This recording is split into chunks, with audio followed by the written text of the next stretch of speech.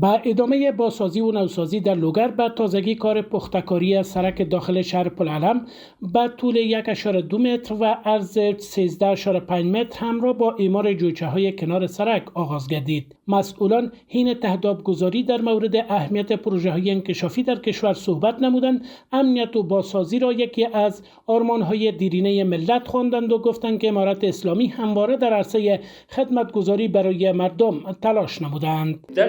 ښاروالي سره تاسو همکاري وکړئ. دا خو چې د اصولو په چوکاټ کې د ټولو اداراتو همکاري غواړم او د دې او د ځان د ټولو انسجام اطمینان درکوم چې هر مشروع تنقید شاوخوا ګاونډیانو ته وګورئ.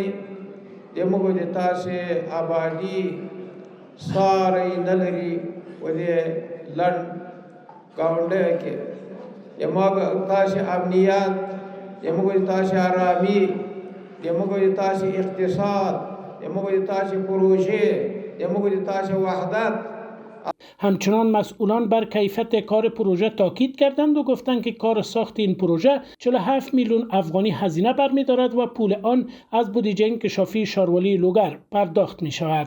تاسې دا کلینیکونه وګورئ، سربندونه وګورئ، کانالونه وګورئ، دغه مسلې ټول چک ډیمونه وګورئ، دغه شیونه تاسې ټول وګورئ. مطالعه کې د لوګر ورځپاڼه تاسې وګورئ، د مطبوعاتو تاسې وګورئ چې لوګر کې څومره کارونه شوي. عالم د ښار د منځ سرک چې کوم خراب و دغه بیرته نن افتتاح سو. الحمدلله دا د ښاروالۍ د بودیجې لخوا هغه مصارف ورکول کیږي چې 40 میلیون شاوخوا د بودیجه ده.